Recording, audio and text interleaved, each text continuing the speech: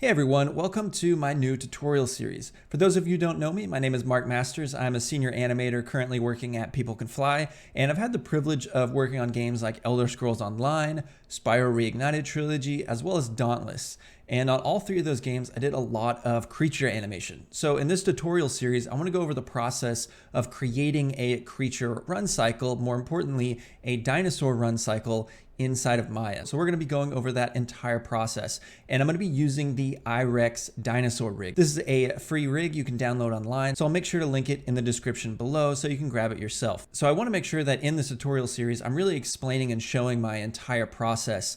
There might be a few areas that are time-lapsed if it's getting into just really minute pose details and changes and that kind of thing, but I really want to make sure that I'm explaining everything I do, just so that if you want to, you can very easily follow along. So with that out of the way, we're going to just go ahead and jump into Maya and begin blocking the run cycle. So we're inside of Maya here, and I want to go over just a few things that I have set up just to make sure that we're working at the same settings if this is something you want to follow along with, or if you just want to learn some of my settings that I use when I'm animating. So first things first, I always want to make sure I have auto key turned on, that little icon down here at the right. That way I don't have to constantly press S anytime I make a change to a control. Also have my frames per second set to 30, and that's typically what you would have it set if you're working in games. And since we're going to approach this as if it were a game animation, we want to make sure that we have it set to 30 frames per second. Also, I'm using Animate, and I probably will be using Animate throughout this tutorial series. It makes the process a whole lot faster. So if you haven't downloaded Animate, or if you haven't tried it, I highly recommend getting the 30-day free trial. It gives you so many tools in here that's really going to speed up the process. And also in this scene, I have a few lights set up. This is really what I throw into every scene that I animate. I have this sphere and the floor plane in the background. I like having the sort of grid around me just so that I'm not sort of just in a blank 3D space. I kind of have a floor and I kind of have a background that I can use almost as a reference point as I'm animating to kind of get a better understanding of my perspective as well. And my UI in Maya is pretty much default. I took out the help as well as the sort of script editor down here at the bottom, just because I don't really need that. So I went ahead and just went up here to Windows, UI Elements, hid the command line and hid the help line. And we can always show that again if we need them. But with that, let's go ahead and get started here. What I'm first gonna do is go up here to the geometry selection tab, just deselect that, just so I don't accidentally select any geometry in my scene. And I'm gonna select all of my control curves on this character rig. I'm gonna go down here to the quick select set on the Animate menu here. Again, we're gonna be using Animate quite a bit for this. I'm just gonna type in all there, just so that I basically have a selection set that selects all of my control curves. And with those selected, before I actually add a keyframe, I'm gonna change my timeline down here to start at frame 0. And then what I'm gonna do for this is go to frame 26. I'm gonna type in frame 26. We can always adjust the frame length as we're animating, as we're tweaking our timing. But for this, I'm thinking this will probably be around a 26 frame run cycle. So we'll go ahead and start with that. We're gonna start at frame 0 for our first sort of contact position. And then we'll have that exact same contact position at frame 26. So now on frame 0, I'm just gonna press S on my keyboard just to lock a keyframe down. So you can see we have it in our timeline there. And now I'm going to begin adjusting our first contact pose.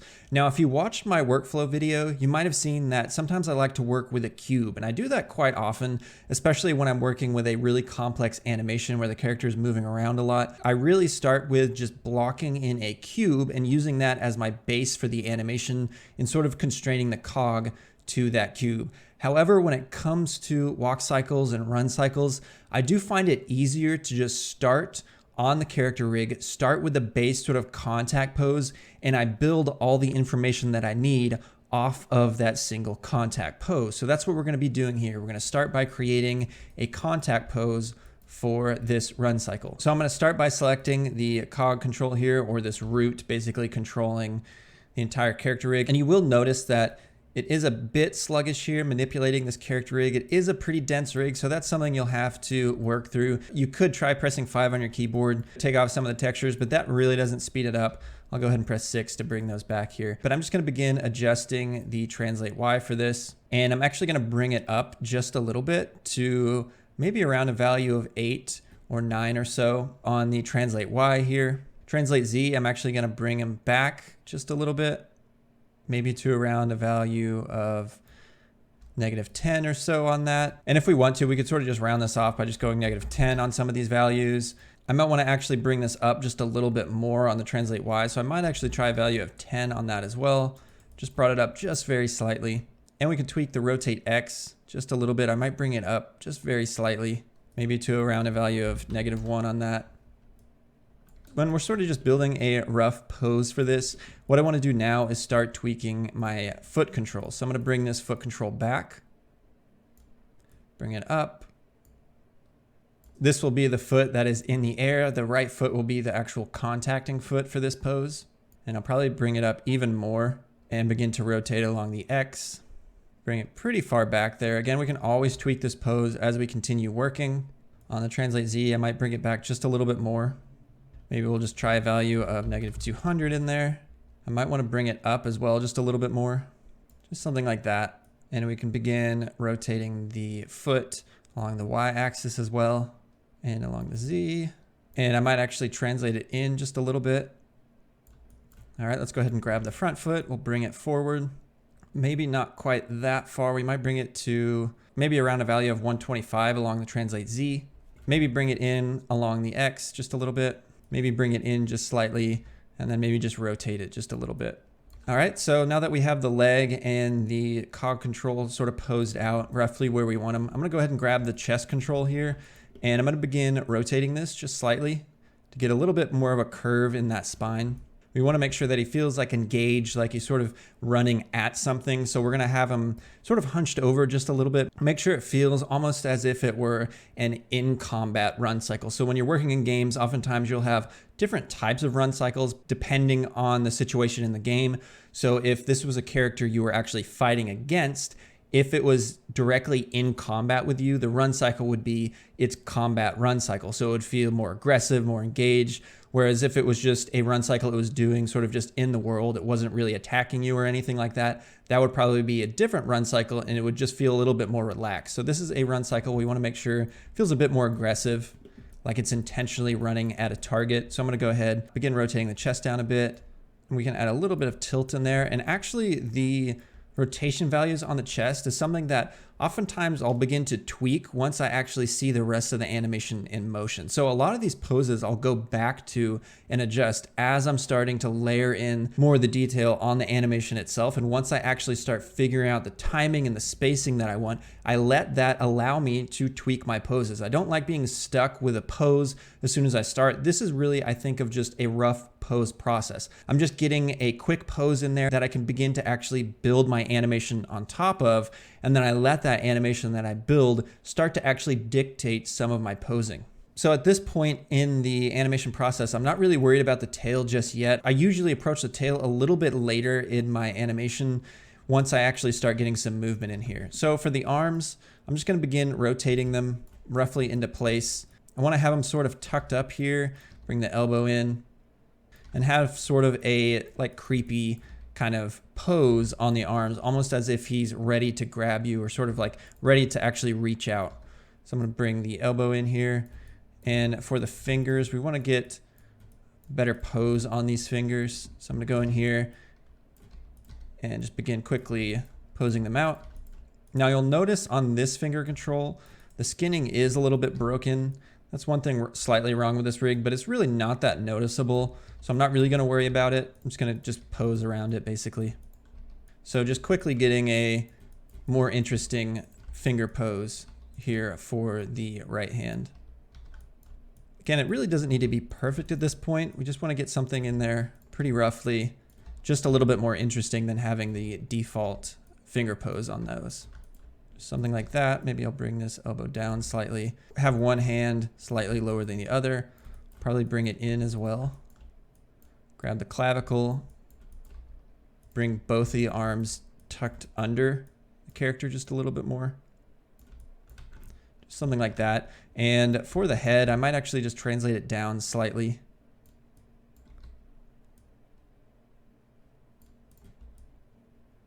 And the neck and the head is something I'll probably tweak a little bit later on once I actually start seeing the movement in here.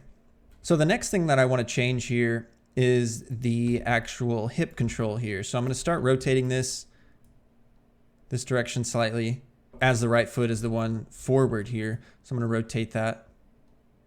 along the Y, maybe around a value of 11 or 12 or so. On the rotate Z, I'll translate it down, maybe around a value of 5 on the translate Z. And then rotate X, I'm just going to translate it back. Not too far, maybe around a value of like -4 or so, just to kind of continue this nice arc that we're getting along the back toward the tail section here. So with this pose, I know that since this foot is leading, the next pose on this animation will probably be more of the down pose. So I have it rotated down along the Z, but once the character really puts all their weight on this foot, the hips are actually going to shift that way as that foot takes the weight. So I know after this pose, I'll need to think about how I want to actually animate those hips, how they're going to need to shift around in order to really feel like they're taking that weight. So we have our really rough pose in here for this sort of like contact pose. Again, I'm not worried about the tail just yet. What I'm going to do is select the all selection set. If you don't have a selection set, you can very easily just select everything like that.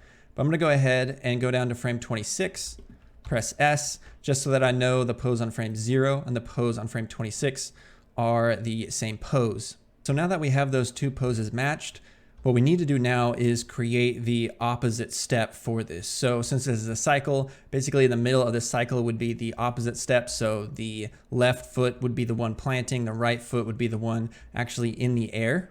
So again, I'm going to do this with Animate. Now what we need to do is go over here to the mirror tool, and I'm going to choose mirror all keys. Now if there's an option to actually just mirror an individual pose, I don't know how to do that. So if you guys know how to do that, please leave it in the comment below. But for this, I'm just going to mirror all the keys, which basically mirrors the entire animation. Then I'm going to go to the keyframe on frame 0. I'm going to hit the copy pose tool here to copy that pose. And then I'm just going to undo before I made that mirror animation. And then I'm just going to paste that pose that I copied onto frame 13. So now if we flip through here, you can see we have the exact same pose mirrored and flipped for us. So now if we play this, you can see we're getting obviously a very, very rough animation in here. Doesn't look great, but really we're just working with two single poses, and Maya is just blending between this pose, and then back to the first pose on frame 26.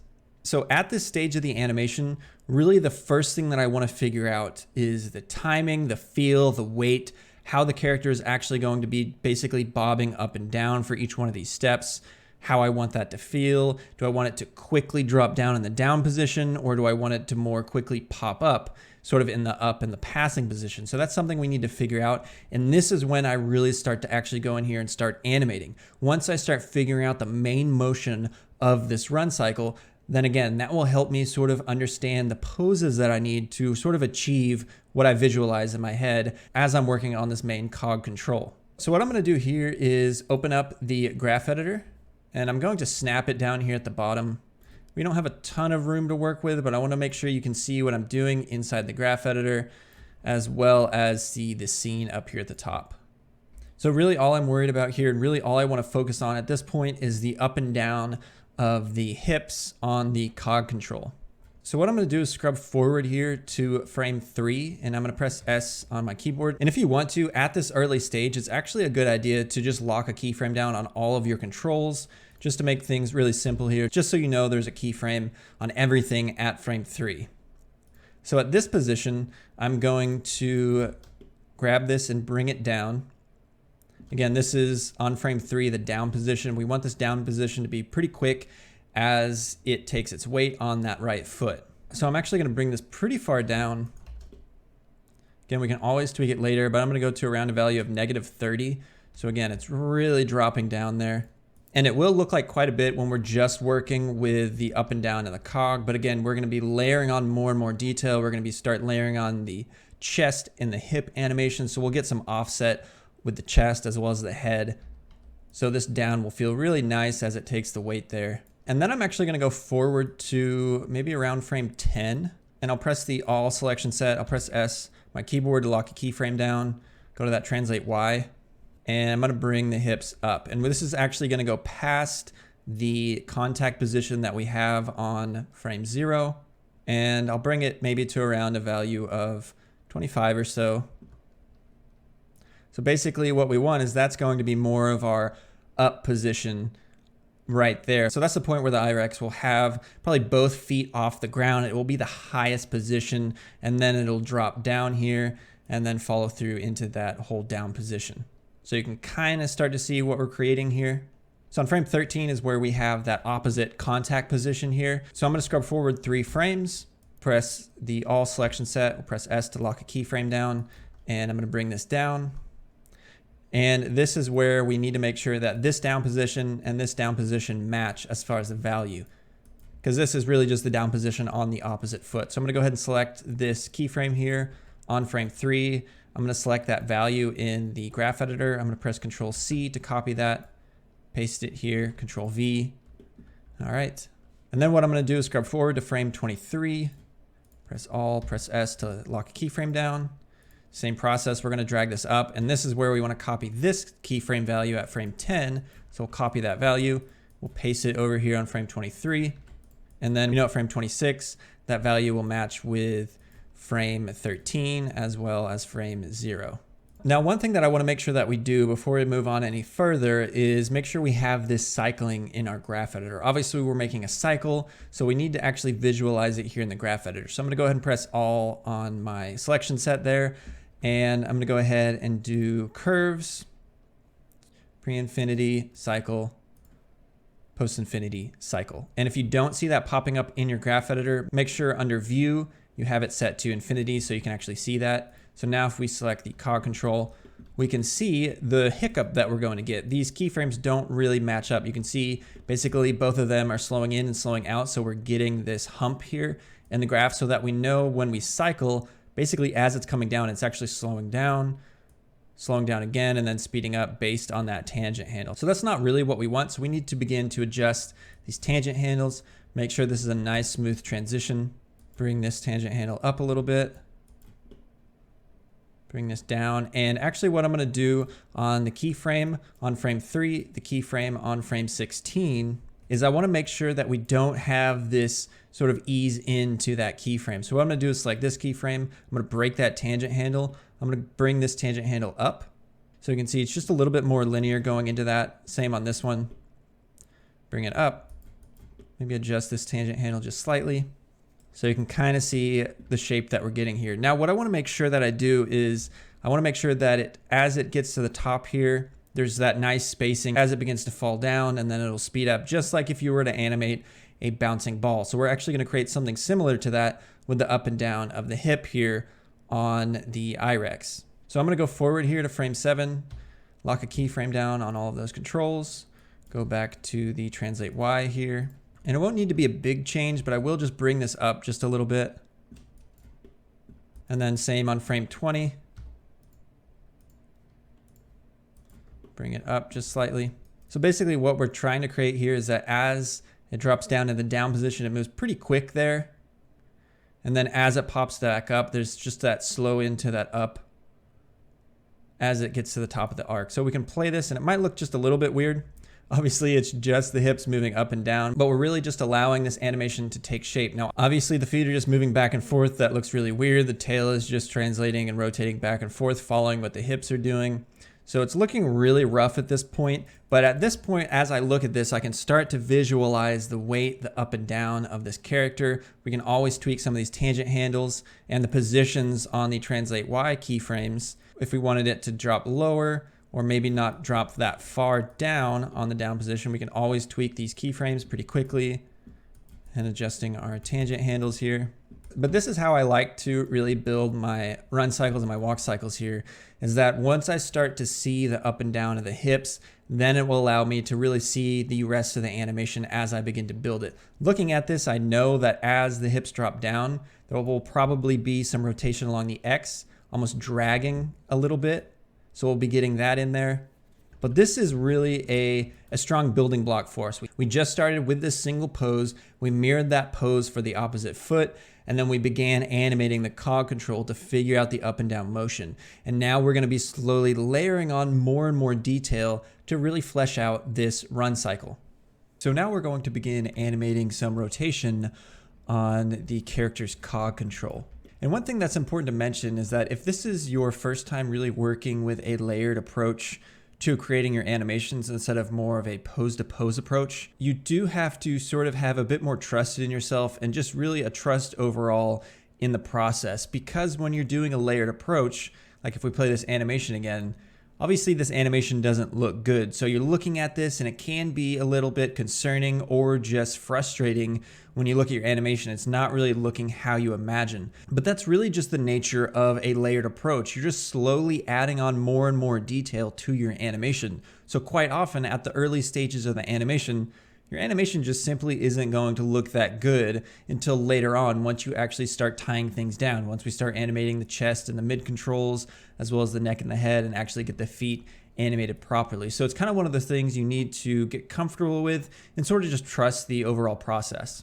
So with that, let's go ahead and begin animating the rotation along the x-axis here. And we can go into our graph editor for this. I'll go ahead and just highlight rotate X. And what I'm going to do is go to frame 7. And I'm going to begin rotating along the x-axis here. And what we can do is go ahead and adjust this value up here so that we can do basically more micro adjustments on the rotation X. So now if we just click with middle mouse and drag in the viewport, we're able to get a smaller adjustment. And we're going to bring this down. We can just scrub forward here and kind of see how this is looking. This might be a little bit too much, but we'll go ahead and just keep it at around a value of 6 for this. And then we can go ahead and go to frame 3. And for this, we don't really need a key on there just yet. So we'll go ahead and just select that. And I'm just going to press the delete key to delete that. So you can see we're starting to get some rotation along the x-axis. And then we're going to scrub forward to around frame 13. And this is when the dinosaur is starting to drop. You can see on the hips are coming down. So what we actually want to do for this section is actually have the rotation begin to rotate up. So in this direction, as the hips actually drop downwards. We'll go ahead and just grab the key there and just bring it down a little bit.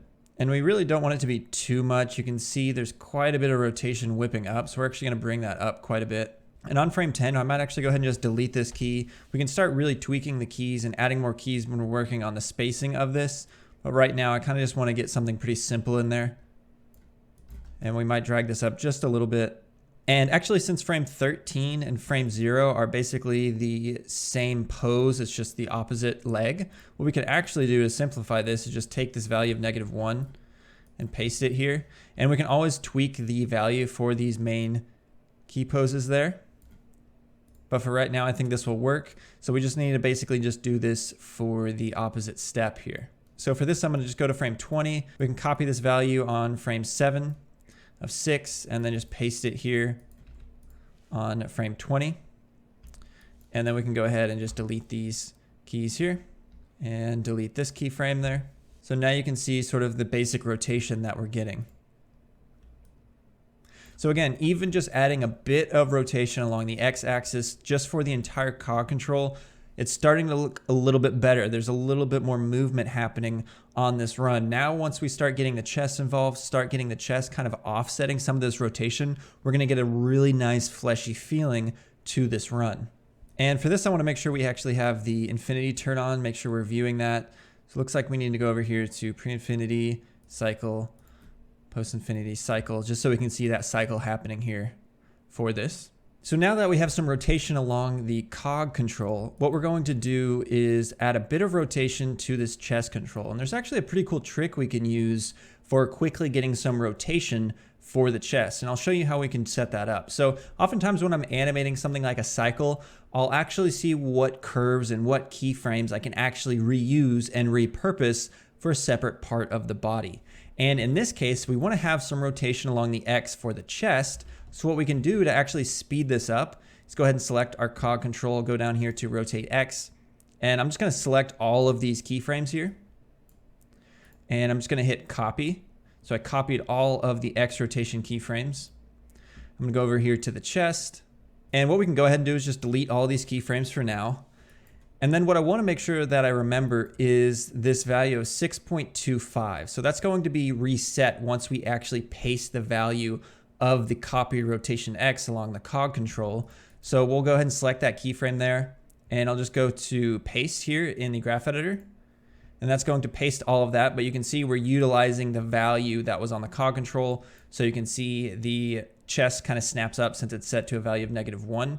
I'll go ahead and just drag this up. until we get back to around a value of 6.2 there for the chest. So now we're getting that similar rotation. Now you'll notice that when we do this, we're getting some rotation along the X, but currently it's basically just copying the exact rotation that we had. But what we can try here is actually flipping this rotation so that it's basically a mirrored version of the cog control. And you'll see we'll get some really nice offset in this animation. Now, I actually have a shelf button for this, and I'll make sure in the description of the video, I put the script for this very simple flip command. So once we have this, all we need to do is just hit flip.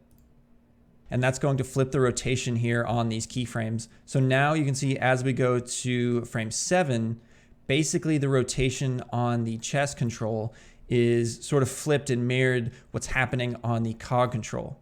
So we're starting to get some nice offset on the chest. What we need to actually do now is bring in some translation. So we want to make sure that this chest feels nice and fleshy. So we're actually going to add some translation to the chest itself. So for this, I'm going to do the exact same thing we did for the rotation. So I'm going to select the cog control. I'm going to go into my translate Y, and I'm just going to go ahead and select all of these keyframes. We're just going to copy them. So we'll go up here to edit, copy, and then we'll go to the chest control, go to translate Y. I'll go ahead and delete all these keyframes. And then on frame 0, we know that all of the translation keys are zeroed out. So once we go ahead and just paste this in here, what we need to do is just make sure that the first keyframe here is at a value of 0. Currently, it's at a value of 10, which we don't want. So we're going to bring it down just a little bit. And it doesn't need to be perfect. We can always adjust this in a minute. We just want to make sure that we're kind of getting it roughly to where it was before we pasted this. And we can zoom in here to get more of a micro adjustment on this. All right, so something like that. And again, this is a mirrored version of the translate Y, basically the up and down on the hips, now happening on the chest. So now we're getting some really sort of like bouncy feeling, which again, this doesn't look great just yet. So what we're going to do is basically flip this like we did for the rotation. So with them all selected, I'm gonna go up here to my shelf and I'll go ahead and just hit flip. All right, and that basically just flipped that curve. And some of these tangent handles we don't need. You can see we have this like straight tangent here going into the keyframe on frame 3. I'm gonna go ahead and select this and just hit the auto tangent to basically bring that flattened out again here as well. And then now we can go ahead and play this. And now you can see by just simply taking the values from the cog control on the translate Y and the rotate X and basically copying those values and then flipping those values on the chest, we're starting to get something that feels a bit more fleshy. You can see we're getting some really nice fleshiness in the chest. And of course, as we continue to animate this and as we continue to bring in more movement on this middle chest control here, as we get some more rotation along this chest control, we're just beginning to flesh this out. And already you can see that the animation is starting to come together. Where we were just a few minutes ago with just the cog control animated, it looked pretty goofy. It really didn't look like we had a solid animation in there. And that's where you really need to just sort of trust the process, that you understand that you'll eventually get to the place that you need to be as you begin to slowly layer on more and more detail to your animation, basically one control at a time. And now what we can do on this chest is let's add a little bit more rotation on the Y and the Z. Now you'll notice that we actually have a little bit of animation happening here across these values just because we had a little bit of change between those main key contact poses. So if we go into something like the rotate Y here, you can see we have some keyframes here and some basic animation, but we're gonna change this up just a little bit. So for this, just to simplify it, I'm gonna delete the 3 keyframes here and the 3 keyframes here. So we basically just have this keyframe at frame 13 here. And now I'm going to select the 2 keyframes here at frame 0 and frame 26, the main contact poses there. And I might tweak these just a little bit to kind of straighten the chest out a little bit on these actual contact poses. And we'll bring this down just a little bit. Again, kind of just straightening out just a little bit more. Around a value of -0.5 or so should be fine. And then what we're gonna do is scrub forward here to frame 13. And what we're gonna do is copy this value here, paste it on the keyframe on frame 13, take away that negative value in the graph editor there. Because again, the pose on frame 13 is basically the mirrored version of frame 0 there. So we're getting just a little bit of rotation along the Y-axis, which is working well. Again, you can see we're getting some nice fleshiness in the chest there. That looks good. Let's go ahead and go to rotate Z. And for the rotate Z, I'm going to do something a little bit different. It's not going to be as simple as the rotate Y. What we'll go ahead and do is kind of just start from scratch here. I'll go ahead and just delete all of the middle keyframes there. And then I'm going to select both of the keyframes there in the graph editor, and I'm going to drag them up just slightly. Kind of straighten it out a little bit on that first contact pose. All right, something like that should work just fine. And we want to animate this rotate Z based on the sort of up and down of the hips. So as the body comes down here, I'm going to scrub forward a bit, and right around frame 5, we'll just go ahead and select the curve there. We'll right click and choose insert keyframe, and I'm going to drag this down a bit. We're actually going to rotate this Z control a bit like that, so there's some nice tilt in it. And we'll bring it to maybe just around a value of -1. So as the hips drop and the weight is put on these hips here, we want to make sure that the rotation along the Z sort of matches that. So we're getting just a bit more rotation like that. And then it will begin to kind of straighten out as the hips raise up.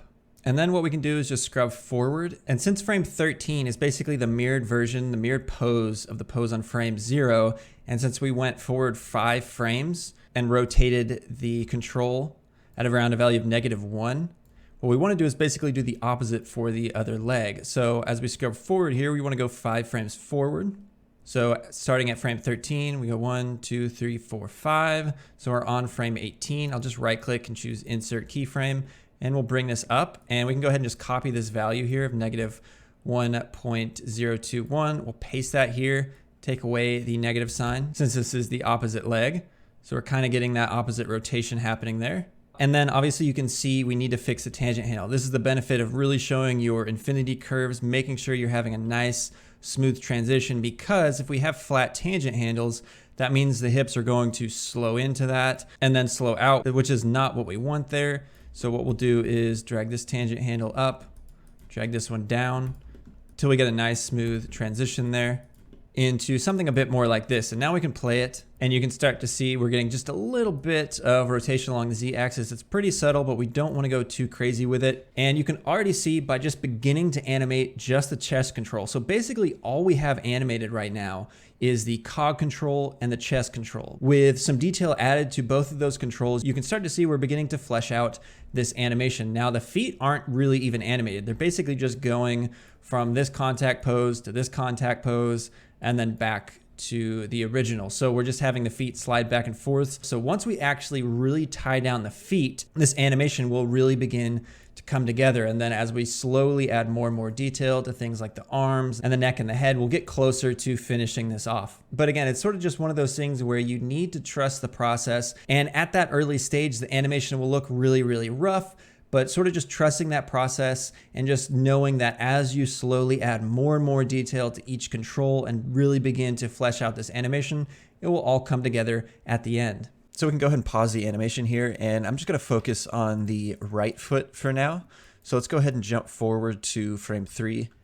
And first thing I want to do is just lock this back on the floor. It should not be picking up at this point. Character's weight is completely on the right foot.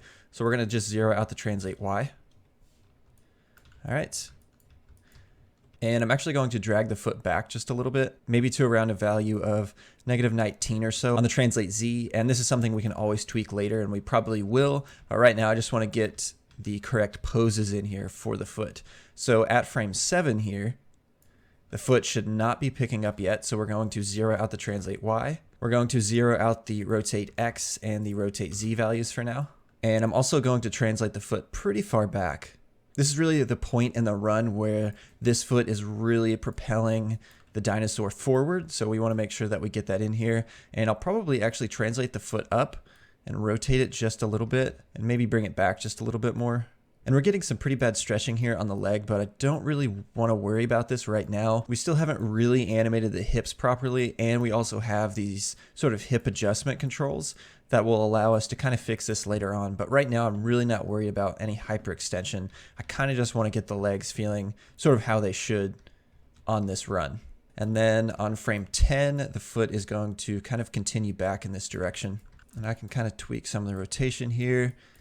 And the rotation on the foot for this run. We can always tweak it later. Kind of right now, what I'm focused on is just getting the overall movement in there of seeing the push off on that foot. And then as it swings forward here, make sure we have this sort of all working properly the way that we want. And on frame 13 already, this pose actually kind of works for what we want. We might actually just rotate it back just a little bit more. And obviously we're not animating the toes yet. That's something we'll animate later on. As we get into a bit more of the polish stage of this animation, we'll begin to animate the toes as well as really start to animate the ankle control as well. But again, we're kind of just trying to get the broad strokes of the foot animation here. On frame 16, however, I'm going to actually translate it in just a little bit more. And if you are following along, if you want to, you can always sort of just look at my values here and copy them exactly, or you can just sort of just animate your run cycle however you want. There's obviously tons of different ways you can make a run cycle look.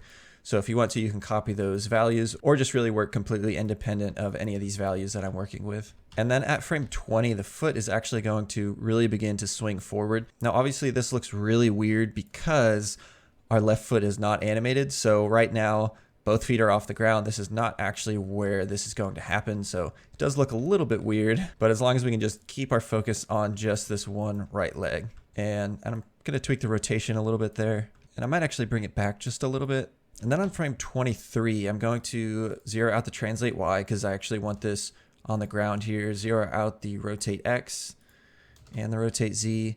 And I'm going to translate this forward. So I almost want this to feel as if it were sort of reaching out on that step, and then it's going to swing back there. All right, and already you can see our right foot is really starting to work nicely. It has a lot more weight to it. Feels like the character is actually putting their weight on this foot, on that down position. We're getting a really nice springy push off on that foot in this extension here. And then as it swings forward. Now, one thing that we want to make sure that we do on the actual translate Z of this foot, basically the translation back and forth, we want to make sure this is a nice linear curve when it's actually on the ground. And once we actually work on translating this walk forward in space, obviously right now we're kind of making a treadmill run cycle. And that's just typically how I approach my run cycles or walk cycles. I'll build first sort of just a basic kind of treadmill walk. And once I actually want to get into really the fine details of things, I actually translate the walk or run forward in space and then tweak my animation there, because obviously if you're working on a game, it's going to be translating forward. So you kind of want to see how that will look. And oftentimes when it's actually translating in space and you see your walk moving forward, you'll notice some things that you'll want to change depending on how it feels. And one thing that we want to make sure right now is that on our translate Z, as it's translating backward, there is no sort of like slow in or slow out, because if we were to translate this walk forward in space, the foot would kind of have these weird jittery movements back and forth based on the spacing. And we just want to have nice, even spacing moving backward. So on this first keyframe, I'm just going to go ahead and hit the linear tangent there. And I might bring this graph editor up just a little bit so you can see it better. And this keyframe on frame 3, I don't really need right now. What I want to do is select the keyframe on frame 7. I'm going to go ahead and break this tangent, select the left tangent handle, turn that to a linear tangent. So now you can see that from frame 1 to frame 7, we're getting a nice sort of just even flat curve there.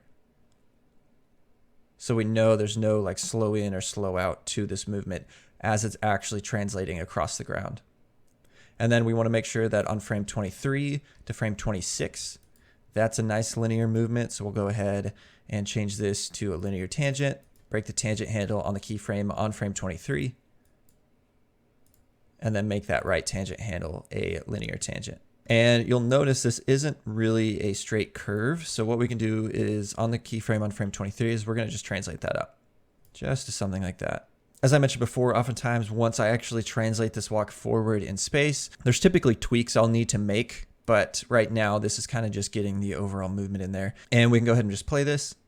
And you can see we're getting a pretty bad pop in the knee here. So later on, we might reduce the amount of movement this foot is going forward, or we might just adjust this hip control right here to kind of fix that, because we do want to have a really nice, strong reach on each one of these steps. But we're really not worried about that at this point. Again, I'm just focused on the overall movement of the foot here. And looking at this here, what I actually want to do is push the amount of height that I'm getting right around frame 20 here.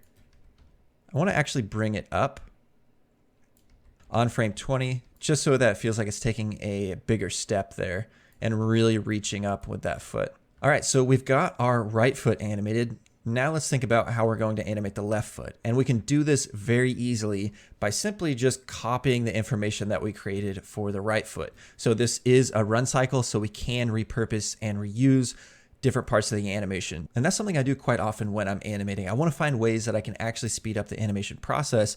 And one really helpful way to do that is just to reuse and repurpose animation that you already created, just like we did with the cog control, basically just taking all of the translate up and down and the rotation information and just repurposing that and reusing it on the chest control. So we're going to do something very similar for the actual foot placements here. So what I'm going to do in my graph editor here is I have my right foot selected, and you want to make sure that you have your infinity curves turned on for both of the feet. So if you don't have that turned on, make sure that you highlight all of your translate and rotation curves and just select them, and we can go to pre-infinity cycle, post-infinity cycle. I already have mine turned on, but if you don't have yours turned on, make sure that you do that. And with all of these keyframes selected, I'm just going to go over here to edit and copy. To copy all of those, I'm going to go to my left foot here. And with our left foot selected, I'm just going to highlight all of the keyframes except for the keyframes on frame 0. I'm just going to delete all of those out. And then I'm going to highlight all the keyframes on frame 0, and I'm just going to paste what we copied there. So immediately you'll see the left foot pop forward into the same position as the right foot. And if we play this, we're going to get this almost like kangaroo hopping motion. So obviously it's not really what we want for this run cycle. So all we need to do now is just change the position of our curves here. So what I'm going to do in the graph editor is just highlight all of my control curves there, all of those keyframes, and we just need to drag them forward in time. So I'm going to hold shift, middle mouse click, and drag over to frame 13. And if you remember, frame 13 is basically the flipped or opposite step of the pose on frame 0. So you can see we have that now placed over there. And since we have our infinity curves turned on, what we're going to get now is the correct motion that we want in here. So we just shifted all of those keyframes forward, so it's playing the correct animation for our left foot. So really all we did there was just animated the right foot, copied all of that information over to the left foot, shifted it forward in time, and now we're getting the foot placement that we need for this run cycle. And immediately you can see our run cycles really starting to come together. Once we animated the feet, it really ties everything down. The weight is there. It feels like a believable run. The feet aren't just sliding back and forth. So that's something I find quite often is that once I get the cog animated, then I'll want to jump to the feet because that's really important to really start to visualize and see your animation. With the feet just sliding back and forth, it can be a little bit hard to actually focus on some of the other details of your animation. Now again, obviously we're getting some pretty bad popping in the knees. That's something we can definitely fix later on as we begin to adjust some of these hip controls here. But for right now, what we're gonna do is just animate the main hip control just a little bit more for each one of these steps. Now that we actually have the foot animation in there the way that we want, then we can actually start animating the hips. So with the hip control selected, I'm gonna go over here to the rotate X in my graph editor. You can see we don't really have any rotation along the X, and this is going to be really important to get some nice rotation on the X axis for these hips to really get a nice strong feeling in the push off here. So on frame 7, I'm going to drag the hip up to maybe around a value of 3 or 4 or so, and we can always adjust this later, but we want to have sort of this straight spine in here as the back foot here is really pushing off and propelling the iRex forward. And if you want, you could even push this even further and almost get like a reverse spine. But for right now, we're just going to keep it probably around a value of 4. And again, we can always tweak that later. And I don't really need the keyframe on frame 3 right now. If we wanted to, we could bring it up and work on the spacing a bit. But just to make this simpler, I'm just going to delete that keyframe and kind of just use the spacing that Maya gives us from frame 0 to frame 7 on the rotation X. And then we can scrub forward here to frame 13. I'm going to go ahead and delete the keyframe on frame 10. And again, since frame 13 and frame 0 is basically just a flipped version of the pose, we know that the rotation along the x-axis will be the same as frame 0. So we can go ahead and just keep that value the way it is. And then we'll jump forward to frame 20. I'm going to go ahead and just copy the rotation x value here on the keyframe on frame 7 and just paste it here. We can delete these other 2 keyframes. And then now we should just get some basic rotation along the x-axis. And already you can see that adds even more sort of fleshiness and a lot of movement in our spine control. We're getting a really nice push off now that we have the feet animated and we have the hips animated there along the rotation X. So we're getting a nice push off. We really feel it all the way through the spine. Now we can also take a look at the rotate Y. Now this should have a little bit of animation on it since it is that mirrored pose of frame 0. You see that on frame 0 we have a value of 11. And then on frame 13, we should just have that negative value there. And so what we should see if we take a look at the top view, as the left foot swings forward here, we should see the hip swinging forward as well. And what I might actually go ahead and do is just delete these keyframes again, just to keep things a little bit simpler here. And then I'm just going to drag the keyframe on frame 13 down a bit. And it doesn't need to be much, maybe around a value of -12 or so, just a little bit to have the hip rotated in the direction of the planted foot there. And then I'm going to take this value here that we just created on frame 13, copy that, paste it here on frame 0 and frame 26. Just to make sure we have the same value, I'm going to take out that negative sign there. All right, that looks good. So now let's real quickly take a look at the rotation along the z-axis. And we're going to definitely want to change this up quite a bit. So as the character really takes all their weight on the right foot here, I want to actually bring the keyframe down on frame 3. And I'll probably bring it down pretty far. We'll push this really far and then later we can dial it back if we need to. But rotate Z is around a value of -5. And again, as the character puts all their weight on that foot there, we should see the hips really shift that way. And then it will swing back the other way as the left foot swings forward. So we want to get that initial really strong weight on that down position. And then on frame 7, I'm going to jump forward and I might actually continue that motion downward to around a value of -9 or so. And this is one of those things oftentimes you're animating and you're not exactly sure that's what you want, but it's kind of one of those things you'll just try, you'll test out, you'll see how it looks once you actually play your animation and then adjust it accordingly. But I kind of want to make sure that the hip is still sort of continuing that rotation.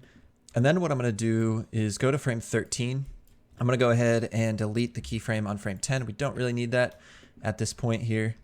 And since again, the pose on frame 0 and the pose on frame 13, it's just a flip version for the opposite leg. So we should see that the value on frame 0, value of 4.528, should be the same on frame 13, just a negative version of that. So what we can actually do for the opposite foot is go to frame 16. We know that this is the down position for this foot. So we'll go ahead and just copy the value on frame 3. Ctrl C, paste it here on frame 16.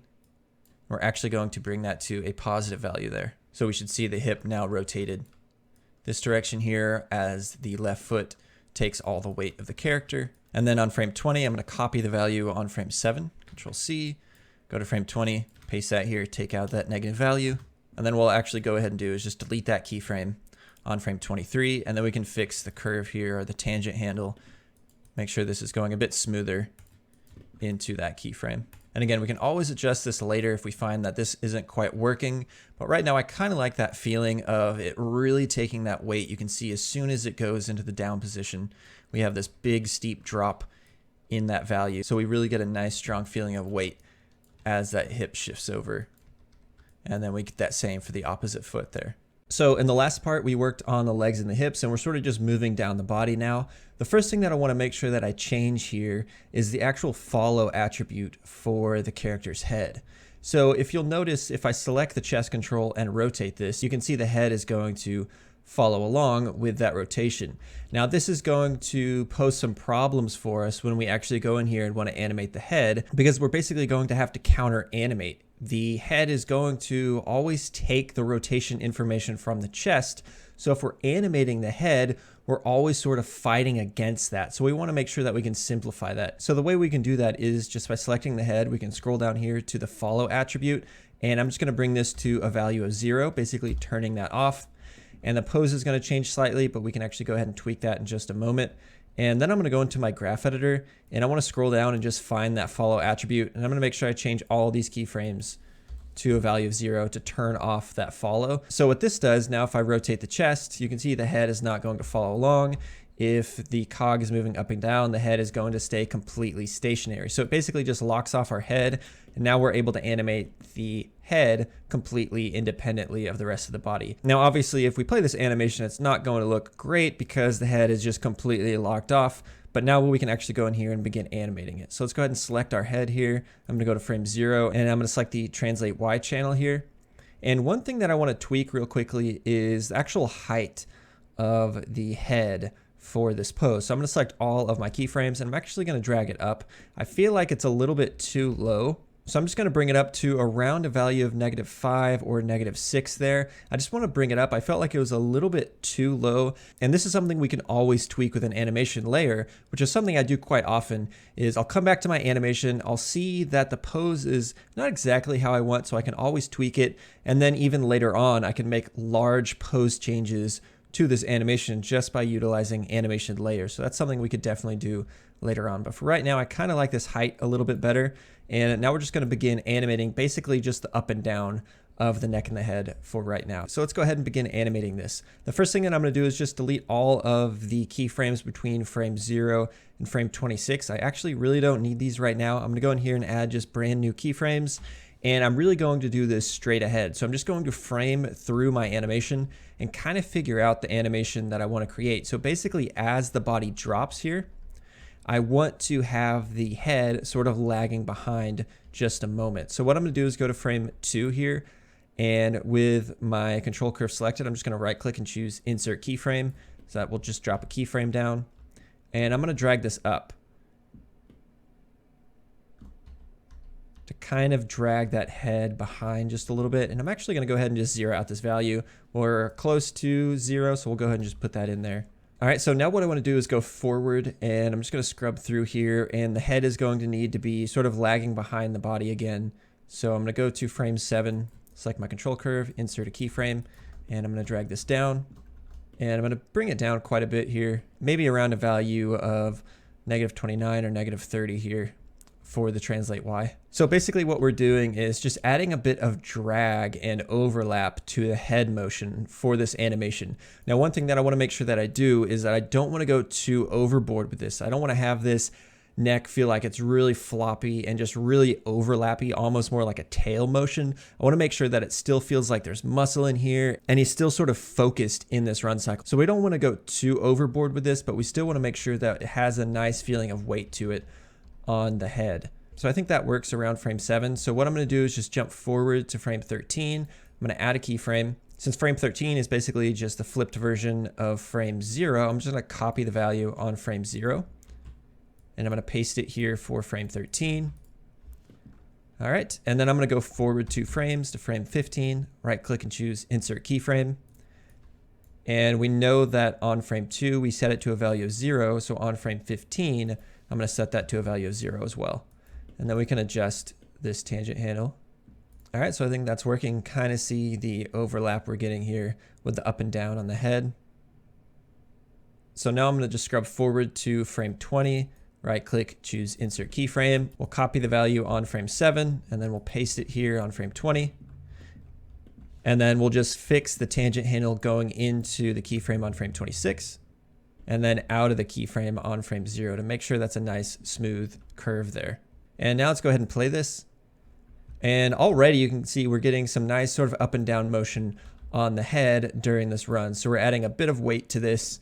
And now what we need to do is add some rotation. Right now, all it's doing is just moving up and down. So let's go ahead and pause this, go to frame 0. I'll select my rotate X channel there. And for the rotation X, I actually want to change this a little bit as well. I'm going to actually bring it up so that the dinosaur is sort of more looking downward. And I might actually just go ahead and zero this out. We can always change it later, but I think something like that will work just so that it's looking a little bit more sort of down and a little bit more straight in front of the actual character. So I think something like that should work. So just like we did before, I'm going to get rid of all of these keyframes, and I'm just going to be adding brand new keyframes in there. So let's go ahead and just scrub forward. And again, we basically want to have this sort of overlapping and dragging behind the body. So I'm going to actually go to right around frame 5. I'm going to right click and choose insert keyframe. And I'm going to drag this keyframe down to basically raise the rotation X so it's looking a bit more straight up. And animating something like the neck and the head is really great to do when you've got sort of the whole entire body kind of animated how you want. We have the cog animated, we have the chest animated. So this will allow us to more easily figure out what the actual head and neck needs to do based on the movement of the rest of the character. So just scrubbing forward here, you can see as the head drops down, there's a bit of rotation happening, bringing the head sort of upward, adding a bit more drag to it. And then I'm just going to scrub forward here to frame 13, right click that curve, choose insert keyframe. And we know that on frame 0, we're at a value of 0. So I'm just going to paste that here for frame 13 as well. And I'll go ahead and set this to an auto tangent to flatten out that tangent handle. And then now what I want to do is go forward to frame 18, right click, choose insert keyframe. And then I'm just going to copy this value that we have on frame 5 and paste it here. So already you can see by just adding some rotation along the x-axis, it really sort of loosens up the head in the run cycle, and we're getting some really nice motion in here. Now what we're going to do is add a bit of animation to the neck controls, and it's going to be pretty similar. We're just going to add some sort of up and down on the neck to make sure that this feels nice and loose as well. So we're going to start with the base of the neck. Now, before we do that, we're actually just going to take the translate Y information that we created for the head and basically repurpose that, just make things a little bit faster. So I'm going to select all those keyframes there, go to edit, copy, go to the base of my neck, go to translate Y. And what we're going to do is just select all of the keyframes after frame 0 there, delete those out, and then select the keyframe on frame 0. And we'll just go to edit, paste. And now we'll need to make just a few adjustments to this. What I'm going to do is select all of my keyframes there, and I'm actually going to drag this up just a little bit more so that the first keyframe starts around a value of -1, just to make the transition between the spine and the neck just a little bit smoother there. And what we need to do now is just tweak some of the information that we have here. So the first thing that I want to make sure that I do is tweak these keyframes on frame 7 and the keyframe on frame 20. I feel like it's dropping down way too low, so I'm going to bring this up quite a bit to right around there, and we can actually go ahead and hit auto tangent to flatten those tangent handles out. And I'll tweak this tangent handle here, tweak that one there just a little bit. And for the keyframe on frame 2 and 15, I might actually bring it up just slightly. All right, that looks good. Just some nice subtle sort of up and down motion happening on the neck there. Let's go ahead and pause that. What we're going to do is select all of these control curves here, go to edit, copy, and now we're just going to paste this for the middle control. So go to translate Y, do just like we did before, paste it here on frame 0, and we might change the height of this just a little bit. We might actually bring it up just slightly there. All right, and then doing that, you can see that adds even sort of more looseness to the middle spine control. Now what we're actually going to do here is we're just going to shift all of these keyframes forward 1 frame. So what that's going to do is basically add just a bit more sort of overlap between the first neck control and the middle neck control just by shifting it forward 1 frame. And when you do that, of course, you want to make sure you have your pre-infinity, post-infinity curves set to cycle. All right, and now let's go ahead and select the top neck control here, the one just before the head. We'll go to translate Y, delete all of those keyframes, paste that information again for this control, and we can adjust the height of this as well. We might bring it up just slightly. And this might be overall a little bit too much movement for this neck control. So I might actually go and bring these keyframes down, bring this up just a little bit, just to create something a little bit more subtle. And now let's actually just try shifting these keyframes 2 frames forward. So it's basically just happening after the middle control. So we're just getting even more offset between all 3 of these controls. And you can see that adds just a bit more fleshiness to the spine as well as the head. And we can always tweak this later on, but I think right now that will work just for some basic up and down motion for the neck and the head. Now, the last thing I want to take a look at in this part are the hips and the chest control. I want to add a bit more side-to-side motion on both of these controls. So let's select the hip control. I'm going to go into Translate X.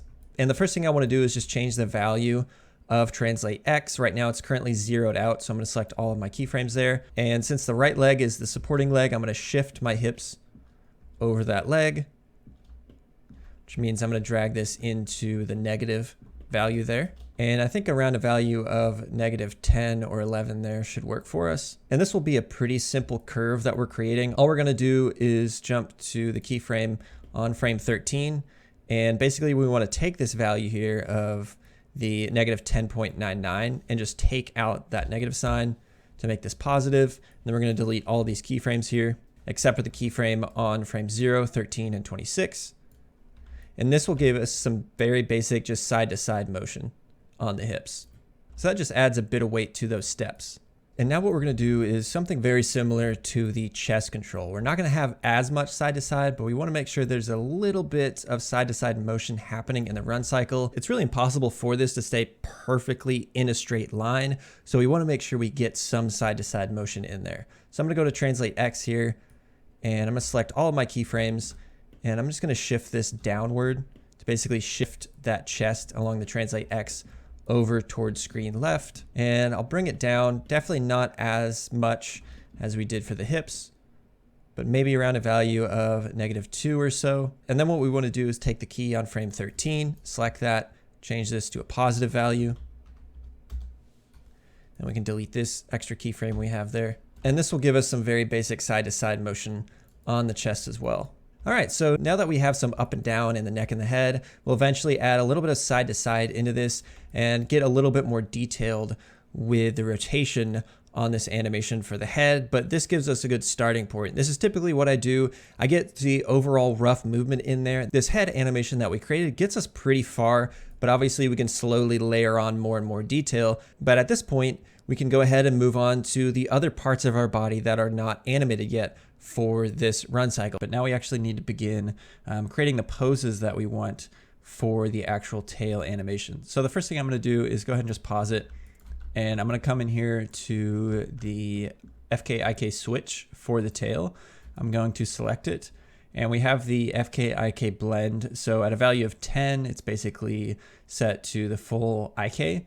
So we want this to be a value of 0. You can see we have keyframes on it with this red tick mark there on the channel. I'm just going to right click it and break the connection just so I'm not actually setting or have keyframes on this value here. And I'm going to put that to 0. So now you can see we're working with the FK controls, which is what we want. All right, that looks good. And what I'm going to do now is begin kind of posing this out. So the first thing I'm going to do is select all of my tail controls. All right, and now I'm just going to begin posing this out. So I'm going to press S to lock a keyframe down on frame 0. And we just need to begin creating the first kind of pose for this tail here. So I'm going to start by kind of just rotating some of these out.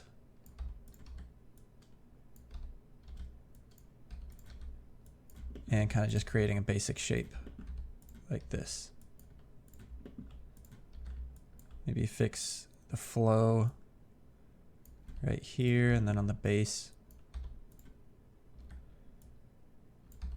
get more of a nice smooth curve down the tail here. I think a bit like that should work. And now I'm going to select this sort of base tail control here, and I'm going to start kind of rotating it down just a little bit. And I might go ahead and just grab my channel box and select the rotate Z value.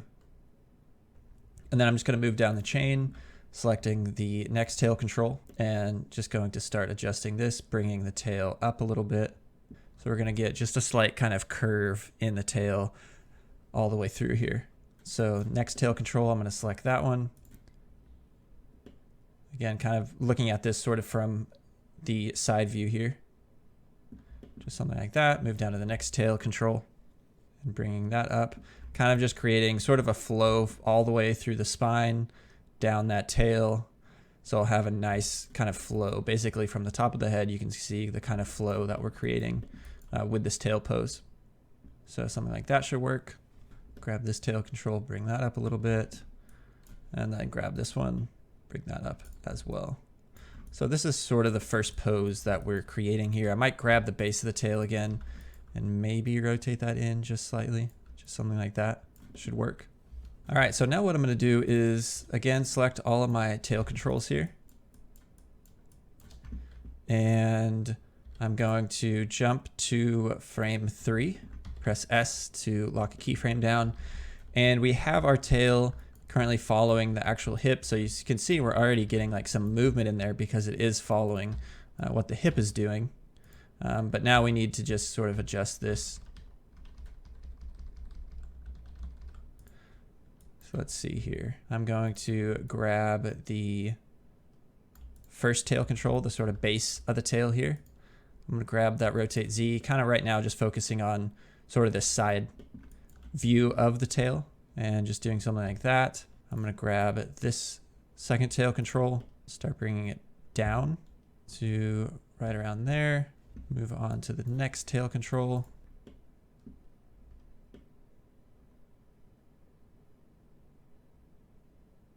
Just something like that. All right.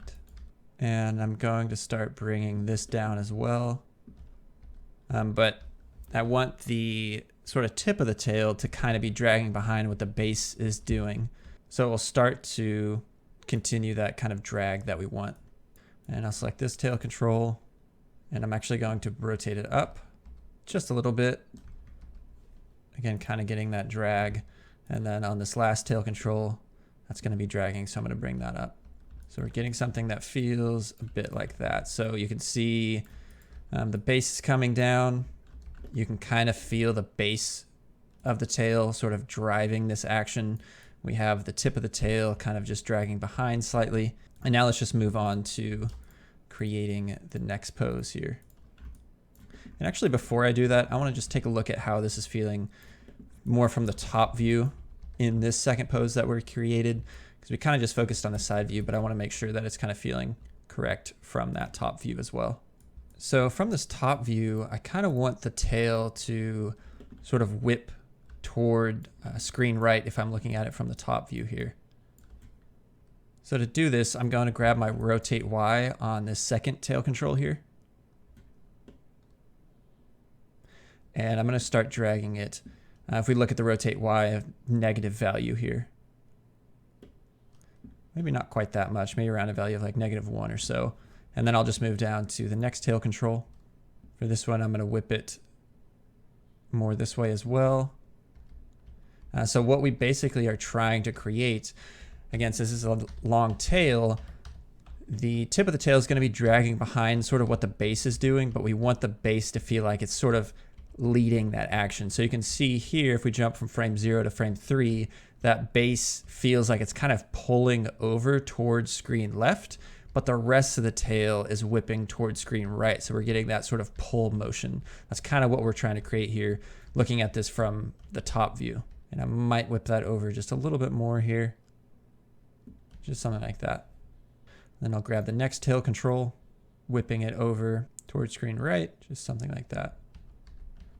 So now you can really see kind of what we're trying to create here, with feeling like that base is driving the action and that tip of the tail is basically kind of lagging behind that movement. And on this, I'm going to rotate the tail toward the tip, kind of like this. Again, kind of dragging it more on the last two tail controls. So that's kind of the motion that we're getting for this action. So you can see if I scrub through this, looking at it straight from the back view, you can feel the pull of the base of the tail helping to kind of drive that action over these first couple frames. And this is typically how I would approach tail animation, is getting the base body kind of moving, because obviously the overall body movement of our character is going to drive the action of the tail, especially for something like a run cycle. If this were a very specific action with the tail, say if this character actually had like some type of attack animation that it was doing with the tail, obviously it wouldn't necessarily be 100% driven kind of by the hips and the up and down motion. But for something like a run cycle like that, you can really sort of base what's happening with the tail on what's actually happening with the body's movement. So I'll go ahead and jump forward here a couple frames. I'm going to select all of my tail controls again. And I'll go to frame 6, press S on my keyboard to lock a keyframe down. And we'll just continue kind of posing this for the pose on frame 6. So now we really want the base of the tail to be kind of rotating up. So I'm going to grab the base, grab my rotate Z, and start bringing this value up just a little bit more. It's kind of a bit like that.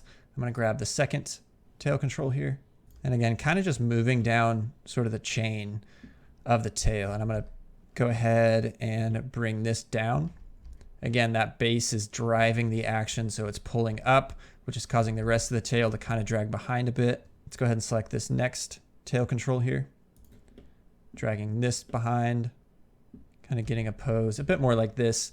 And this is how I usually like to pose my tail as well, moving down the chain like this, starting with the base of the tail, going to the next tail control, and so on, just so that I'm able to maintain sort of a nice flow to my tail. It can be a little bit tricky if you start going in here and kind of just rotating things around. It can be hard to maintain your flow. So making sure you're kind of just really doing this almost one at a time, moving down your tail chain, can help you kind of maintain the flow of the tail.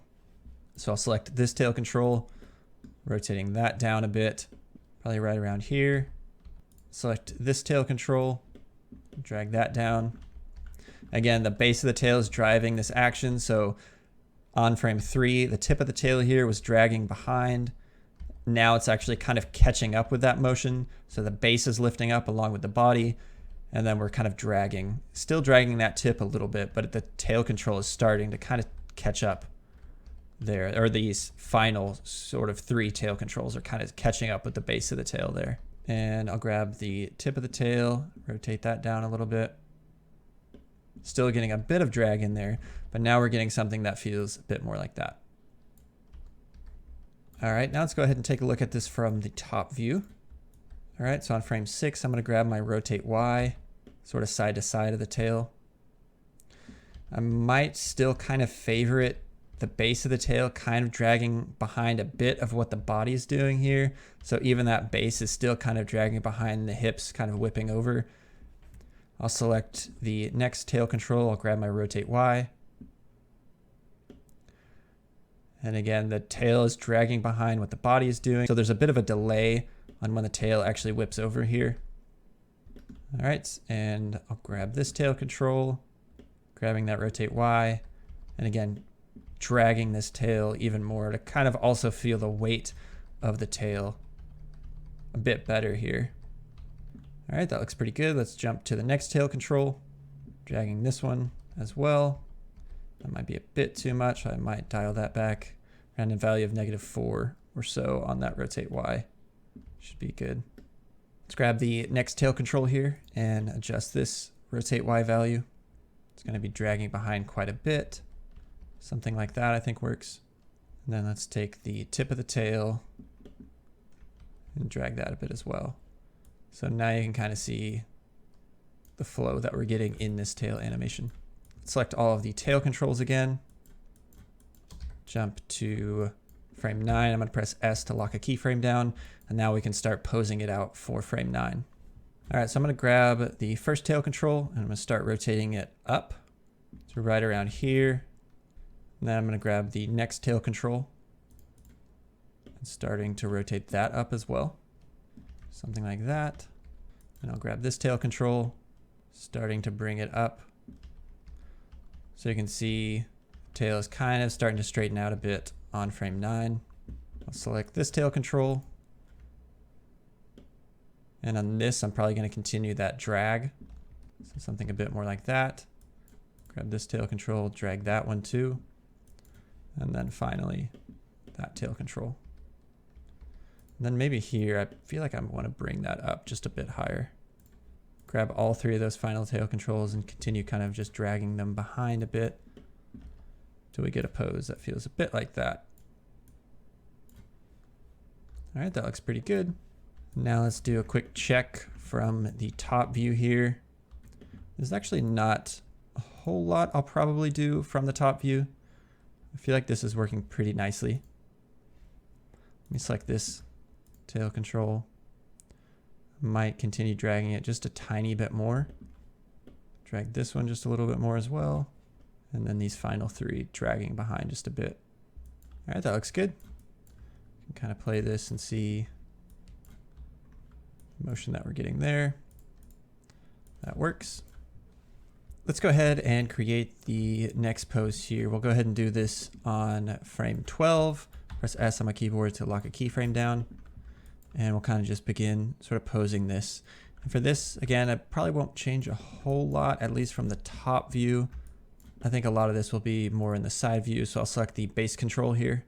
the tail is going to be coming down, but I still might drag the base just a tiny bit because it will be coming down sort of before the hips a little bit.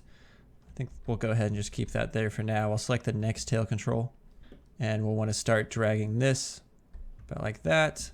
I'll select the next tail control and we'll really want to drag this one right around here. And I think looking at this flow, I want to go ahead and drag this one just a tiny bit more. Select this tail control and drag that one. I think that will probably be dragging quite a bit there. Grab this tail control, drag that one about like that. And then we can grab the tip, something like that. So you can see the base of the tail is whipping down, which is causing the rest of the tail to kind of drag behind just a little bit. Let's do a quick check from the top view. I'll grab the base, I'll drag it toward the left just a little bit. Grab this one, drag that toward the left a little bit, and then dragging these sort of tip of the tail controls just a little bit. All right, let's grab all the tail controls again. And kind of just doing this on 3, so I'll just jump to frame 15 there. Select the base. The tail is starting to come down here, so I'm going to start bringing the base of the tail down. Same for this tail control. Grab this one. That one's starting to come down as well. Grab this. This is still going to be dragging behind, so I'm going to actually bring that up. Same for these final 2 tail controls. Something a bit more like that. Rotate that up until we get something that feels a bit more like that. All right. And on this right here, the tail kind of locks up in space. So we're going to need to look at this from the top view. So for this, I'm going to rotate the tail more towards screen left from the top view. Grab the next tail control. Rotate that one over a bit more. Rotate this one a bit more as well. We just want to make sure that it kind of continues that flow through here because it feels like it would want to continue moving towards screen left throughout this rather than kind of hitting that wall, which is what it was doing. Grab this next tail control, probably continue that rotation over. This will be kind of dragging behind. So I think something like that should work for us. All right, let's go ahead and select all the controls again. Let's jump to frame 18, press S to lock a keyframe down. Grab this, and I'm going to drag it just a little bit behind what the body is doing. Grab this tail control. Gonna start to drag that behind as well. A bit like that. Drag that tail control quite a bit. And same for this one. Kind of getting that nice sort of like whip motion through here. About like that. Cool, I think that's working pretty well. And, you know, one thing we could do with something like this is we could, you know, animate sort of just 1/2 of this tail cycle and sort of just copy and flip using Animate the rest of the run cycle and just kind of just repurpose this. So maybe just take, you know, the copied step over here, flipping that and mirroring that and basically creating the mirrored version of this tail movement, which you could do. However, at this stage of my run cycle, I've gone in here and really started to kind of offset things like the head and the chest. So just simply doing another sort of copy and mirror. I don't really want to do that at this stage. And especially for something like the tail, I like to get in there and make sure that it doesn't really feel completely kind of like a cycle. We want to have a little bit of variation in there, and it's okay at this stage through these steps if there's a little bit of variation on the movement of the tail that's going on. So especially when I'm doing something like a tail, I really like to just approach it straight ahead like this, kind of just focusing on the main poses that I want to get for the movement that I want to create, and kind of, again, just work straight ahead through these steps of the run and not necessarily just copy, you know, 1/2 of this tail motion and just flip it over for the second step that we get here after frame 12 there. And I'll select all of the controls again. Jump to frame 21. I'm gonna press S on my keyboard to lock a keyframe down. And I actually don't think this will change a whole lot. I'll probably just start to rotate it up, kind of drag the rest of the tail behind a bit. Just kind of quickly posing this out. But what I do want to focus on real quick, which I forgot to do, is look at this from the top view and make sure we're getting some nice whipping motion throughout these poses. So for this, I'm going to grab the base of the tail, going back to frame 18, where we created this. I'll probably keep the tail favoring where it was a bit. So drag the base behind just slightly. I'll grab this tail control, dragging that behind. Grab this tail control, dragging that as well. Grab this one, drag that one. All right, something like that looks good. And this is giving us the feeling that we want, where it feels like the base is, well, the body's moving, and then the base of the tail is going to follow that, but just dragging behind slightly. And then down the rest of the tail, it's just going to drag a bit more. So we're getting this nice weight pull over feeling that we have here, which I think is working well. Grab this, drag it as well. Just, I think something like that works for us. All right, and let's go to frame 21, and then I'll start adjusting this as well. So again, I don't want the base whipping over quite as far just yet, and then these controls will be still kind of lagging behind slightly. So something a bit like that. Grab this tail control, drag that one. And then we'll really want to drag these final three controls here.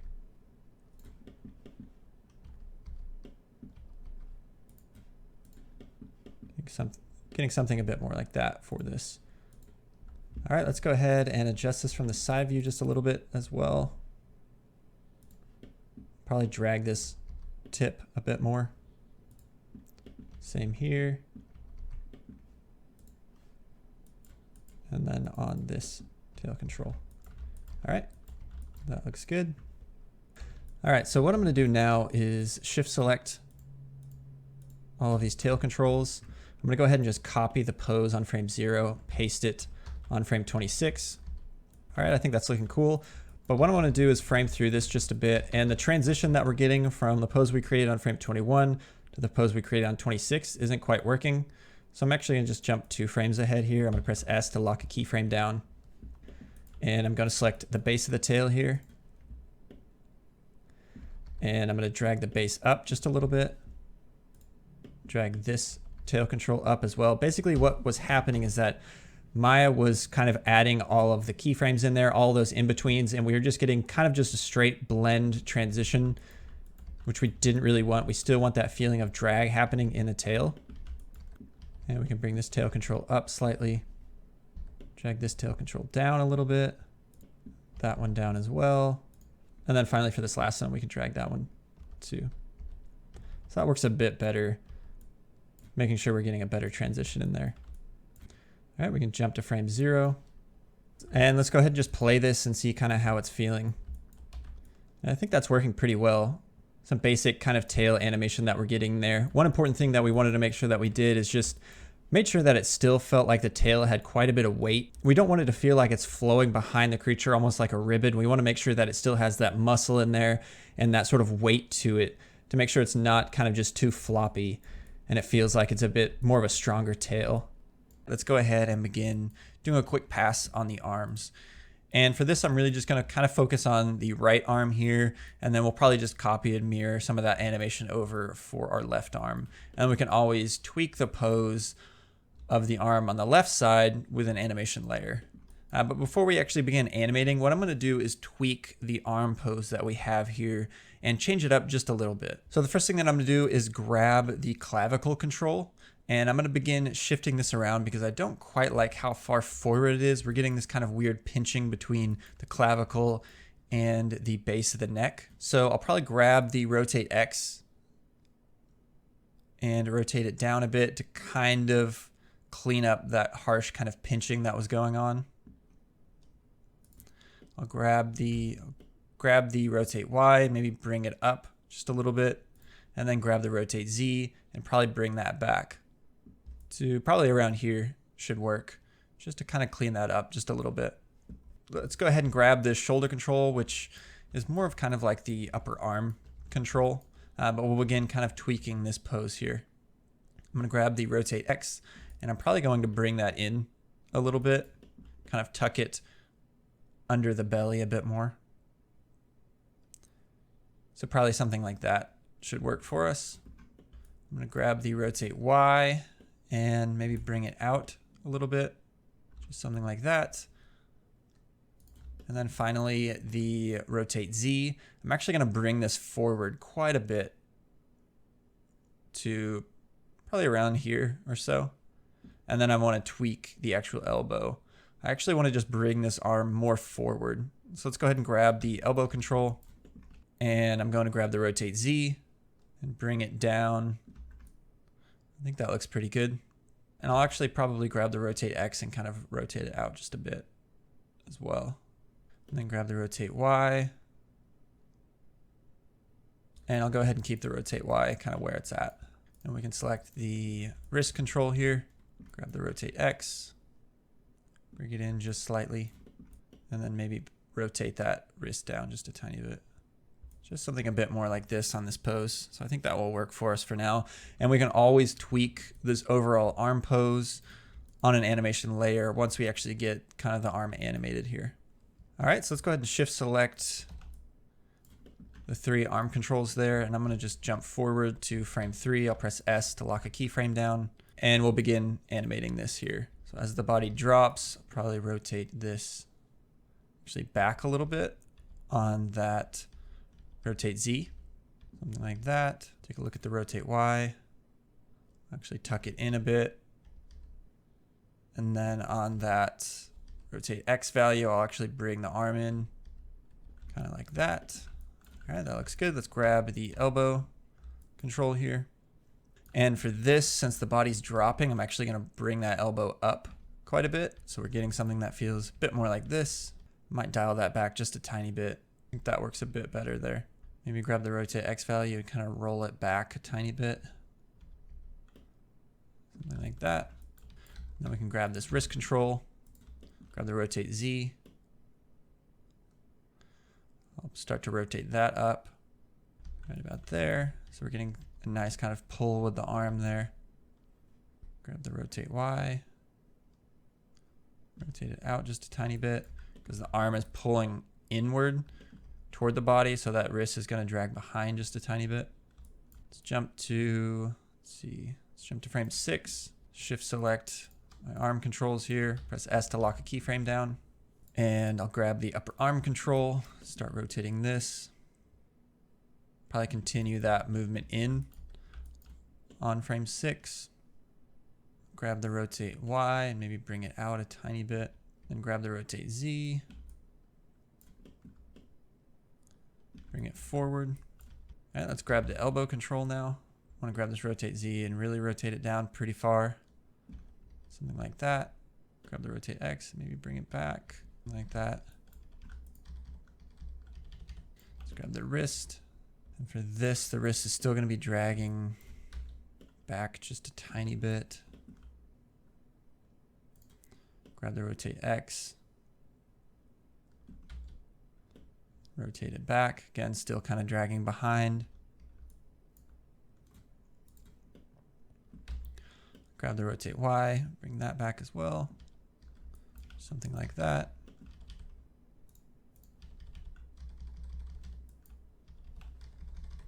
All right, let's go ahead and grab those arm controls again.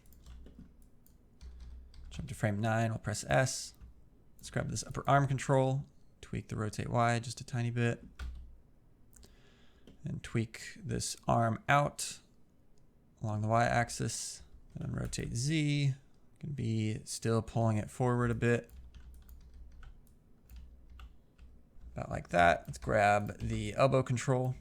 Grab the rotate Z. Still pulling down, kind of dragging behind the arm.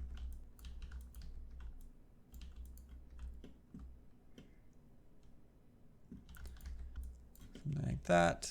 Grab the rotate X. Rotate, kind of twist that arm out just a bit.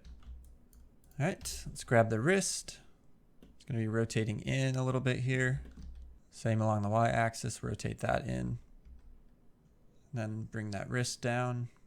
So I think that's working pretty well for us.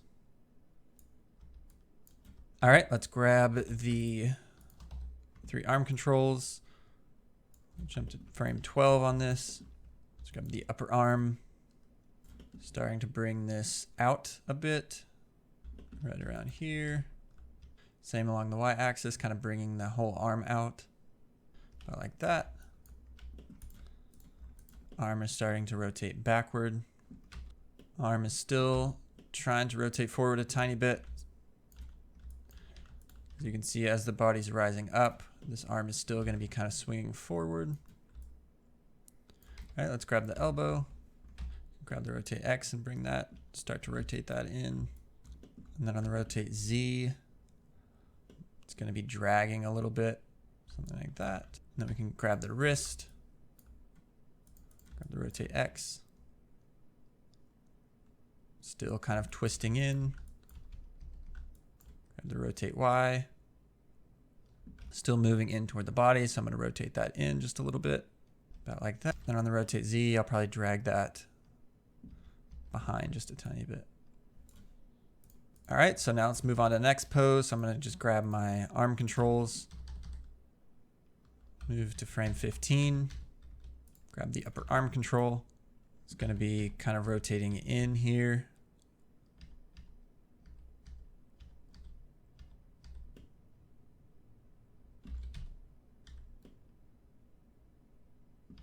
Going to rotate it in just a tiny bit more. Grab the rotate Y, push that in toward the stomach. I think that looks good. Maybe reduce the amount that it's pushed in just a tiny bit. Something like that.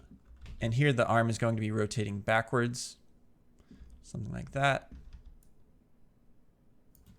All right, that looks good. Let's grab the elbow, start posing the elbow out. And for the elbow, I need to really rotate it up. Something like that. Maybe grab the rotate Y and rotate it in just a tiny bit. Then we can grab the wrist, grab the rotate Y, and drag it out. On the Z, start to pull it up. All right, I think that looks good. Let's go ahead and select everything again. Jump to frame 18, I'll press S to lock a keyframe down on everything. Grab the rotate X value for the upper arm. Really start bringing it in. Something like that. Same on the rotate Y. Bring that in toward the stomach. And I might dial back the rotate X just a tiny bit. Something like that. And then on the rotate Z, arm's going to be dropping forward. All right, let's grab the elbow control. Gonna rotate it down just a tiny bit. Then on the rotate X, might kind of roll that back, something like that. All right, let's grab the wrist. I'm gonna rotate it and kind of roll it out as the arm's kind of pulling in. Grab the rotate Y. Rotate that out as well. Then the rotate Z, I'm gonna start pulling the hand up higher. About like that.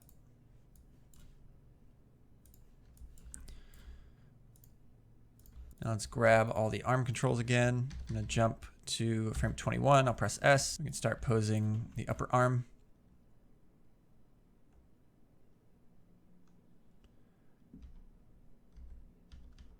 Kind of rotating in. Same on the Z, rotating in as well.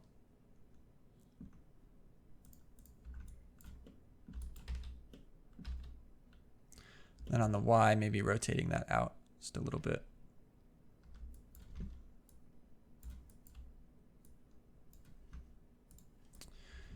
And on this, I just want to make sure that I go ahead and copy over the new pose that I created on frame 0.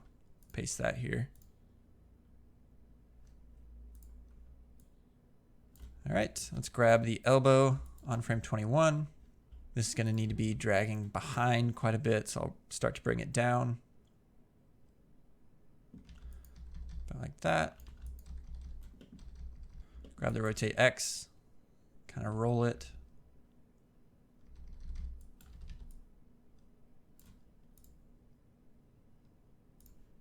I might need to add one more keyframe in here. I'm kind of seeing what kind of Maya is giving me as far as the in-betweens from 21 to 26.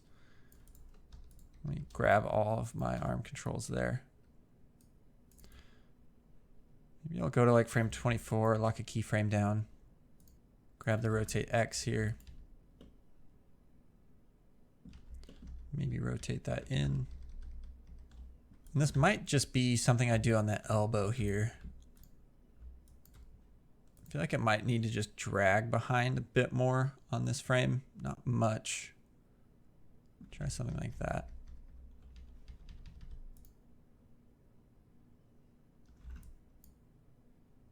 I think that works a bit better. Maybe I went a tiny bit too far with that.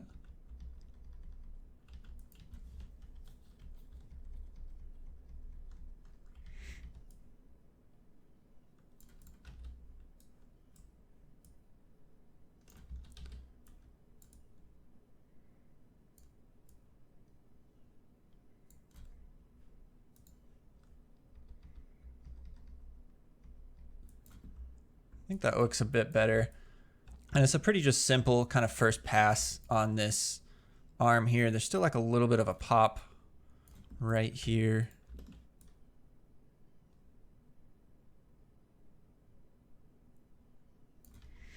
Let me actually rotate that up a tiny bit. Rotate it down here. I think that might flow a bit better. All right, and of course, currently in our timeline, we have the two contact poses on frame 0 and on frame 26. So if I play this, there's always going to be that one frame hold unless I remove that. So I can play it here and see if that's a bit smoother. That works a bit better. And we can always tweak this and refine this, but I think this is a decent kind of just quick first pass for the arms that we can get and start to get the arms kind of moving. This is what I like to do when I'm making cycles like this, is really start layering on more and more detail and start getting kind of every part of the character moving in the run cycle, and then go back and really start to kind of refine and further polish that animation. But really, I kind of just want to get sort of the basic overall movement that I create. And for the arms, it's a pretty simple kind of just up and down contained motion for this cycle. So kind of just sort of overlapping with what the body's doing.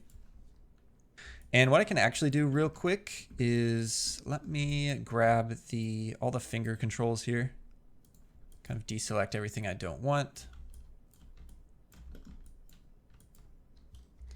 Make sure I've just got the fingers selected. I think that looks good. And I'm just going to do a really quick kind of finger pass on this as well. So I might actually just go to like frame 6 maybe. This will be pretty quick, and I'm just going to rotate the fingers out a bit, kind of dragging behind what the body's doing. And then maybe go to like frame 12 and tuck them in a bit. Again, just a really quick, simple kind of finger pass just to make sure they're not completely kind of stiff. Then maybe go to around frame 18 and drag them back. And then they're going to come forward in that contact. So again, just a super simple, quick finger pass on those hands there. And now what I'm going to do is actually go ahead and, with the fingers still selected, just shift select the clavicle, the arm controls. And I'm going to use Animbot for this. If you don't have Animbot, I highly recommend going out and downloading it, trying the 30-day free trial. This is an animation tool that you'll find you'll use very often in your animations. It really just speeds things up. So with all those selected, I'm just going to go to my mirror tool and just do mirror all keys. And it's going to mirror it for the left hand. So basically, we're just getting the exact same animation on the left hand, which actually works pretty well. Kind of gets this cool, kind of like creepy, sort of like reaching out with the hands almost in the run cycle. But what we can do is we don't want this to necessarily be 100% exactly the same. Right now, the pose is the same and the animation is the same. But to tweak this just a bit, we can select all of our kind of arm controls here. And I'll just throw them on an animation layer over here in your channel box. You can hit this little icon here to add a new animation layer with the current control selected. I'll press S to lock a new keyframe. And then I can just start to kind of just tweak this pose a bit to make it feel a little bit different than the other arm. Maybe just bring it back a tiny bit. Same with the clavicle. And it doesn't need to be drastically different because you do kind of want that sort of similar feeling to them, right? You wouldn't want like this arm kind of rotated all the way down like that and the other arm doing something completely different. In a broad sense, these are going to be doing something pretty similar through the run cycle, but we can just tweak the pose a tiny bit on a layer to kind of vary it up just slightly. I think something like that will work for us. We're going to do a quick pass on further refinement of the feet, the toes, as well as the hips to kind of finish off this run cycle. So let's go ahead and just jump right in and start editing the step for this right foot. And then we're actually just going to mirror those changes over for the left foot. Always a good idea to utilize these mirror tools and things like Animate to really speed up the process and just make things a whole lot faster. So let's go ahead and focus in on the right foot here. And the first thing I'm actually going to do is open up the graph editor. So I'm going to go to Windows Animation Editors, pull up the graph editor, and I'll just snap it to the bottom of my timeline real quick.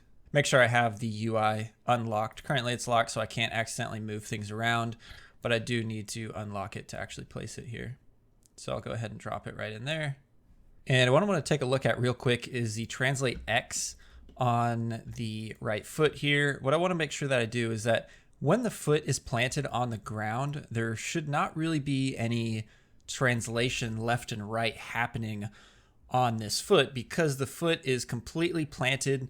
The entire dinosaur has the weight on this planted foot, so you're not going to be able to actually shift your foot around if all your weight is on that foot. And you can see in our graph, we actually have movement side to side on the foot, which we definitely don't want. So to fix this, I'm going to go ahead and select the first keyframe here on frame 0. I'm going to copy that value when the foot is actually planted here, and I'm going to paste it on frame 3, and I want to paste it on frame 7 as well. So we can kind of know that through this, our foot is going to be completely planted. There isn't going to be any side-to-side movement, which is exactly what we want. And then as we jump toward the keyframe on frame 10, we want this to start to swing kind of in toward the body, but we don't want it to do it that much. So I'll kind of dial this back just a little bit, maybe to around a value of 7 or so. You can see the value here in our graph editor. And let's go to the keyframe on frame 13. And I think this actually should be pretty good where it's currently at. I think that will work. And let's go to the keyframe on frame 16. We might push this down just a tiny bit. And what I want to make sure that I do here real quickly is that I want to make sure that the keyframe here on frame 23 is exactly the same as the value that's on frame 26. So I can copy that value. I'm going to paste it here because you can see the foot is actually planted here. So we want to make sure that that has the exact same translate X value as the position on frame 26. And then what we can do is grab the keyframe on frame 20. I'm going to just bring that up a little bit to create a bit more of a smoother transition there, just to basically lock this foot down a bit better. And I think that's working better. Now, the next thing that we need to do is we need to get some rotation happening on this foot. Right now, you can see it's rotating along the X direction like this as it's kicking off the ground, but we really don't have any other type of rotation that's happening. So we're getting a very straight foot through this entire step. So we can go in here and start adding a bit of rotation to this. So what I'm going to do is scrub forward to probably around frame 10 here on this keyframe, and I'm going to start tweaking the rotation just a little bit. And what I want to change mainly here is the rotate Z value, this kind of twist. And we basically want this to start to twist in toward the body. So I'm going to start to twist that in just a little bit. Probably around a value of 3 or so on the rotate Z. All right, that looks good. So basically from frame 7 to frame 10, it's starting to rotate in toward the body. Let's jump to frame 13. Here I want to continue that rotation in, so I'm going to grab the rotate Z, rotate it in toward the body even further. Probably around a value of 15 or so along the rotate Z. We might push that in just a tiny bit more, something like that. And let's grab the rotate Y value and maybe actually start to kind of rotate it out just a tiny bit. About like that should work. All right, so what we're getting now is this foot is kind of pulling in toward the body as it's beginning to translate forward through this step. And now let's jump to the next keyframe, which is on frame 16. I still want to continue that rotation in, and I'll bring it in quite a bit because it's actually going to tuck in toward the body and then really swing out. So I'll probably go to around the value of 27 along that rotate Z.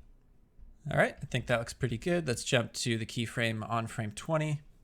You can see it quickly kind of pop straight again here, which we don't want. Kind of just want to ease into that rotation. So I'm going to grab the rotate Z, still have it kind of rotated in right around there. I'm going to grab the rotate Y, start rotating it a bit like that. And then along the rotate X, I might actually tuck that foot in just a tiny bit more on frame 20. Something about like that. All right, and I think the keyframe on frame 23 works. So what this gives us, we should have this nice sort of swing in toward the body there. I think that's working well. All right, and now what I want to take a look at is the knee through this. And I think we just need to tweak the knee on a couple frames here. So I think on, let's see here, on frame 16, you can see the knee really pulls in, which we don't really want. So I'm actually going to keep that knee kind of rotated out just a bit. Just something about like this, I think will work. Let's jump to frame 20 there. We might rotate it out just a little bit. All right, I think that works a bit better. So we're getting a bit more of an appealing step on this right foot. It also adds a bit of weight to this step as well, getting a bit more of that rotation in there, which I think is working well.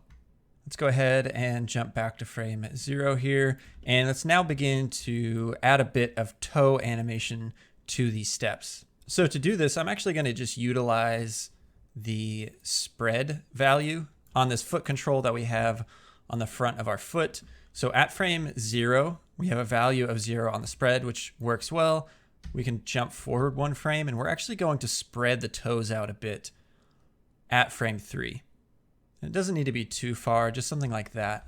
So as the dinosaur puts more weight on this foot, those toes are going to kind of spread out on frame 3. And then they'll probably go back to a value of 0 or around there on frame 7. We'll go ahead and keep it at 0. Let's jump forward a couple frames. And for this, I'm probably going to bring that spread value in. So the toes are basically getting closer together as the feet are in the air. So I think right around there should work. All right, and the next thing that we're going to do is we're just going to take the pinky, mid, and index toe attributes here and just start to bring those in. And it doesn't need to be too far yet. So right around there, I think will work. And I'll probably actually go ahead and copy the keyframe on frame 10 to the keyframe on frame 13. So an easy way to do that is just to use Animate, and we can select this button right here, which will basically copy the value that's on the keyframe before. And then on frame 13, I'm going to go ahead and start to rotate these back even more. So I think right around there. And then we might actually even bring that spread value in even closer to really kind of tuck these toes in on this position. All right, and let's jump to frame 16, and we're going to do the exact same thing. So we're just going to select this button right here to copy the value there on the keyframe before. And then we can start to tuck the toes in even more here to right around a value of 5 or so. And then let's jump to frame 20 and do the same thing. I'm going to choose the Animate tweener right here and just copy the value on the keyframe before. The toes might start to kind of come out here just a little bit. And then I might start to open up that spread value just a tiny bit. All right, and let's jump to frame 23. And what we want here is we want this spread to be in. So we're going to bring that spread in quite a bit, back to around a value of -6 or so. And then you can see that's going to give us a nice compression. If we have the spread value in on frame 23, then it's going to spread out at frame 26 and then continue that spread out just a little bit further on frame 3. So now we should play this, and you should see we're getting a bit more weight in these toes, which I think feels really, really nice and gives us a nice fleshy feeling to this step. And then adding that actual rotation inward on the steps as well adds even more weight and a bit more interest to the actual steps of the cycle. And then we can go in here and really start to get a bit more detailed with the toes themselves. You can see we use the pinky values here for a lot of this. But like on frame 7, what we could do is grab the pinky value and start to bring that in just a bit more. Same on the index. And then you could also even get a bit more detailed by actually going in here and tweaking the individual controls, which will allow you to tweak things like the claws and remove any of that penetration that you might be getting. And then here, since this foot is coming in, this pinky actually might be starting to like push in like that right on this pose as well. And then we could bring this down just a bit. Again, just to get a bit more detailed with the toes through this. All right, I think that's looking good. Let's go ahead and take a quick look at the hip control here and get rid of some of the snapping and the popping that's happening along the knees. So we'll just do a really quick pass through this and bring the hip down on frame 7 to remove that hyperextension on the foot. As we come through here, we'll want to bring the hip down to remove that hyperextension on the step forward. Maybe adjust this just a tiny bit here. And I think we can actually probably bring this down just a tiny bit more, something a bit more like that. All right, and I think that's looking a bit better with removing some of that hyperextension that was happening along this hip control by just tweaking a few of those keyframes there. Okay, so the last thing that we need to do now is just to mirror this over for the left foot for these steps. So let's go ahead and do that real quick. What I want to do is come in here and select basically all of my foot controls here. I can hold Control on anything that I want to deselect. Make sure I have all those foot controls selected. I also want to make sure I get my knee control selected there because we did adjust a few of those keyframes. And then what I can actually do is grab that hip control as well. And then all I need to do now is come down here to the Animbot menu, choose Mirror All Keys. You can see that's going to mirror all of those keys for the left foot. But now you can see we're getting this kind of weird hopping, which we obviously don't want unless you were animating like a kangaroo. In this case, doing a mirror like this actually might get you some really nice results. And before we do anything else, I just want to come in here and just double check all of the keyframes that I have selected here on all those controls I copied over. I just want to make sure I have them set to cycle. So I'm going to go ahead and choose that here. And then I'll shift everything over to frame 13. All right. And then now we should be able to see this play through here.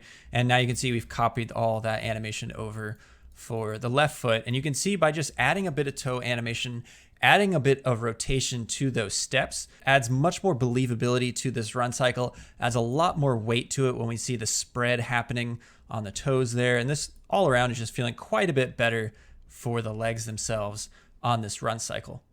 Now, the very last thing I want to talk about just real quick is how we can actually translate this cycle forward. So let's go ahead and pause that. I'm going to select this right foot control. I'm going to go to Translate Z.